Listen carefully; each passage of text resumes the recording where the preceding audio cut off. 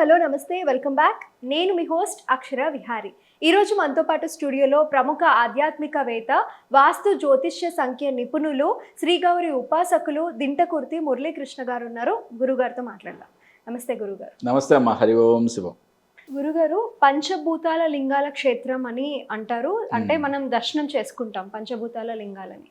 అయితే పంచభూతాలు అన్న పేరు ఎలా వచ్చింది, దాని కథ ఏంటి అనేది మాకు వివరించండి. అంటే ఇక్కడ మనకి శ్రీకాళహస్తి వాయులింగం, కాంచీపురం పృథ్వీలింగం, అరుణాచలం అగ్నిలింగం, చిదంబరం ఆకాశలింగం, జంబుకేశ్వరం జలలింగం. అంటే పంచభూతాలకి ఒక్కొక్క తత్వంలో ఒక్కొక్క క్షేత్రం స్వామివారు ఆ రూపంలో వెలిచారని, ఆ తత్వంలో వెలిచారని చెప్పి మనకి పురాణాల్లో ఉంది. అంటే ఆ తత్వంలో వెలిచారు అంటే అంటే ఏంటి, మన నిజమా అని అనిపిస్తుంది కదా. దీనికి చాలా అద్భుతమైన రియాలిటీ, అంటే జరిగినవి యథార్థ సంఘటనలు అంటాం కదా. ఒకప్పుడు అంట బ్రిటిష్ ఒక ఏరియాని చూసేవాళ్ళు ఉంటారు కదా, రాజుల్లాగా, చిన్న చిన్న రాజుల్లాగా, వాటెవరు వాళ్ళని ఏం పిలుస్తారు. ఓకే, ఆయనకంటే ఒకరోజు డౌట్ వచ్చిందంట. వాయులింగం వాయులింగం అంటున్నారు శ్రీకాళహస్తి, అంటే ఆ లింగంలోంచి గాలి వస్తుంది అంటున్నారు. ఓకే, ఇది నిజమా, కరెక్టా కాదా, దీన్ని ప్రూవ్ చేయాలని చెప్పి మొత్తం టెంపుల్ని కంప్లీట్గా క్లోజ్ చేసేసి, దాన్ని కంప్లీట్గా ప్యాక్ చేసేసి, అంటే ఎటువంటి వాయువు లోపల నుంచి బయటికి, బయట నుంచి లోపలికి రాకుండా ప్యాక్ చేసి పెట్టేశాడంట. దాంట్లో ఆ యొక్క దీపం మాత్రమే వెలిగేలాగా పెట్టారంట. అంటే ఏంటి, నిజంగా గాలి అందకపోతే ఆ దీపం కొండెక్కాలి కదా. కానీ కొన్ని రోజుల తర్వాత తీసి చూస్తే ఆ దీపం రెపరెపలాడుతూనే ఉందంట చక్కగా. ఓకే, అందుకనే మనకి స్వామివారి యొక్క మూల విరాట్కి ఎదురుగుండా ఒక దీపం ఎప్పుడు, అక్కడ ఎటువంటి ఫ్యాన్ కానీ లేకపోతే ఎటువంటి ఏసీస్ కానీ, అంతరాలయంలో ఎటువంటి పర్మిషన్స్ ఉండవు కదా. కానీ ఆ దీపం ఎవరో గాలి కదులుతున్నట్టుగా ఇటు కదులుతూ ఉంటుంది.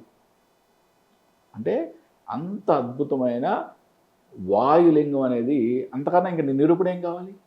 అట్లాగే మనకి అరుణాచలంలో అగ్నిలింగం అంటాం. అరుణాచలంలో అగ్నిలింగం అంటే రియల్గా అక్కడ స్వామివారి యొక్క, అంటే మామూలుగా దర్శనం చేసుకునేప్పుడు మనకు అనిపిస్తుంది ఏమో ఇంత సఫికేషన్ ఉందనిపిస్తుంది.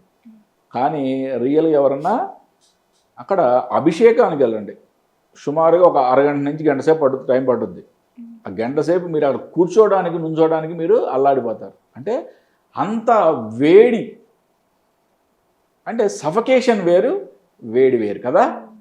అంటే మనం ఒక హోమంలో లేకపోతే ఒక యాగం దగ్గర కూర్చున్నప్పుడు ఎటువంటి వేడి సెగ తగులుద్దో మనకి, ఆ స్వామి యొక్క అంతరాలయం నుంచి అటువంటి సెగ వస్తూ ఉంటుంది మనకి.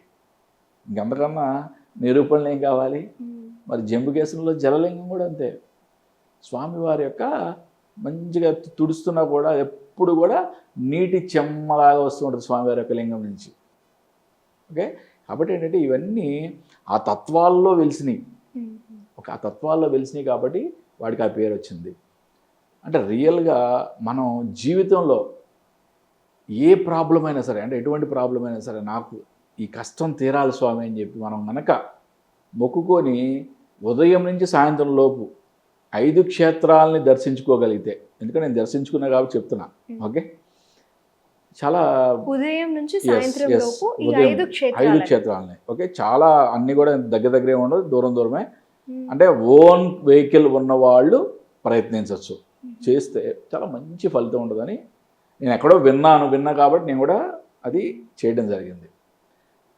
సరే, ఒకే రోజు కాకపోయినా పంచభూతలింగ క్షేత్రాలను 5 దర్శనం చేసుకోండి, చాలా అద్భుతమైన ఫలితం ఉంటుంది. ఇది ఒక అంటే మళ్ళీ జియోగ్రఫికల్గా చూసినా కూడా ఒక అద్భుతం అని చెప్పాలి. మళ్ళీ ఈ 5 పంచభూతలింగాలు కూడా 79 డిగ్రీల రేఖాంశం మీదే ఏర్పడి ఉంటాయి. అంటే 79 degrees లాటిట్యూడ్ మీదే ఉంటాయి అన్నీ. ఎంత గొప్ప విషయం. అంటే వాళ్ళు ఒక్కొక్క దేవాలయము, అంటే మనకు తెలిసిన చరిత్ర ప్రకారం అయితే ఒక్కొక్కసారి నిర్మించి ఉండొచ్చు, కానీ స్వామివారు వెలిసింది ఎప్పుడో కదా. ఆయనకి మరి ఒకే లైన్లో 79 degrees లాటిట్యూడ్లోనే మరి ఎందుకు వెలిచాడో, ఓకే, వాటి యొక్క ఆ ప్రాముఖ్యత ఏంటో అని మనం ఆలోచిస్తే ఏంటంటే అంటే ఆయన పంచభూతాల యొక్క ప్రశస్తి మనకు చాలా క్లియర్గా మనకు చెప్తున్నాడు ఆయన. అంటే పంచభూతాలలో లింగాలు వెలిసినాయి అంటే ఏంటంటే పంచభూతాలకి అతీతంగా అందే లింగం.